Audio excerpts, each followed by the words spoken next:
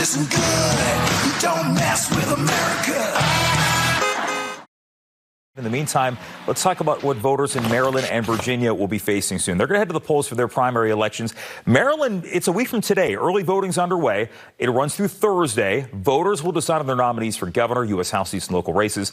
Over in Virginia, in-person early voting starts this Thursday. It's going to run through August 1st. Voters in the Commonwealth are going to decide on a nominee for U.S. Senate, House seats, local races. They actually had to push that primary back because of that failed attempt to redistrict. So it will still be held on August 4th, but as far as the House seats are concerned, they're going to go by the old boundaries. All right, let's talk more about D.C.'s primary tonight, what it all means for the future of the city, and let's also talk about what it could mean for the Democratic Party. Democratic strategist Taryn Rosenkranz back up late with us tonight here, live on the Final Five. Hey, Taryn, good to see you tonight. Thanks for joining us. Thank you for having me. Okay, I want to get a sense from you because a lot of people have been looking at this race on a national level and saying, okay, you have Kenya McDuffie, who would represent sort of a continuation of what Muriel Bowser has set forth over the last couple of years. Janice Lewis-George is the Democratic Socialist, and people are like drawing those parallels to New York and Mayor Zohran Mamdani. I mean, is this sort of a reflection of the debate that we're seeing in the Democratic Party right now?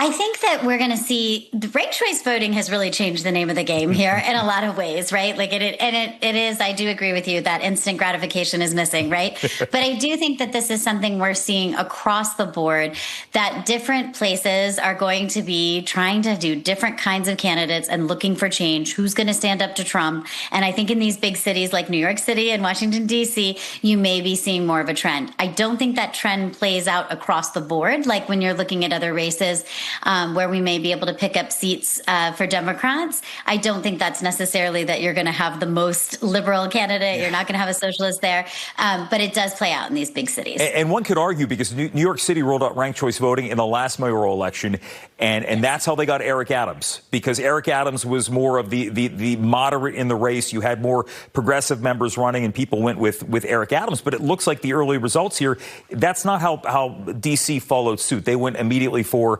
progressive with Councilmember Lewis-George with 53% right now.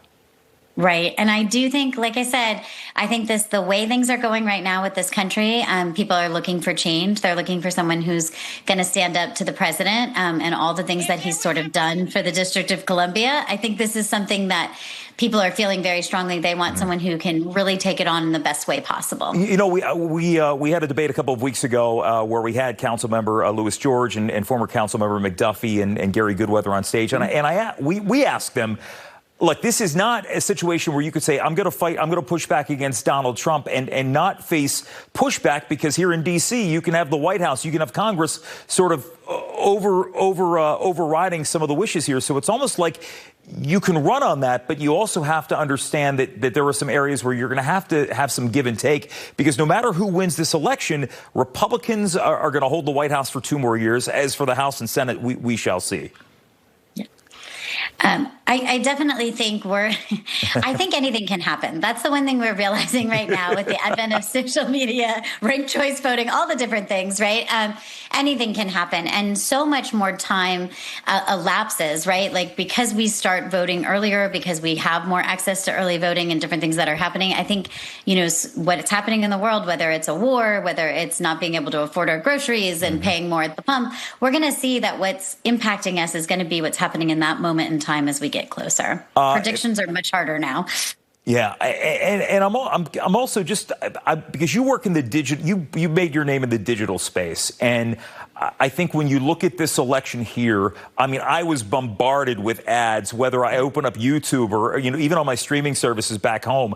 How do you think the candidates in 2026 have harnessed digital media to get their message across? Well, first of all, every candidate, if they're going to succeed, is going to have to harness it, because we are in this hyper-connected world. It's not even like a second screen. Everyone who's watching you right now is probably also looking at their phone, maybe has a laptop in front of them. Yeah. They've got their Alexa going in the background. All these different things are happening. And so in order to be able to reach a voter and really have a conversation and kind of get your message out, you've got to harness social media. You've got to be it's the digital door knock, if you will, in a lot of ways, right? You you have to be able to talk to them in these mediums because that's where voters are. And you can't just make them be where you want them to be. What's even more interesting, I think, is that we still have this hybrid, and I think will be a hybrid approach to campaigning where people are still knocking on doors. You are still getting a lot of mailers. Everybody in DC is getting a lot of mailers, and in Maryland and Virginia as well.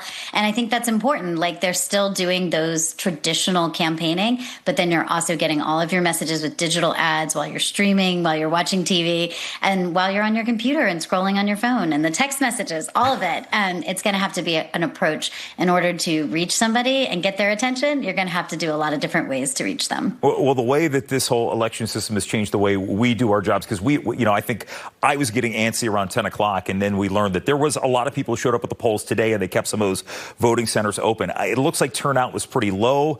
We're going to get more insight on that in the days and weeks to come. But Taryn, I really appreciate you joining us, because I think, again, we could talk about the results anytime too, but I think we have to talk about this new world, not just from the way we're voting, but also the way we're campaigning.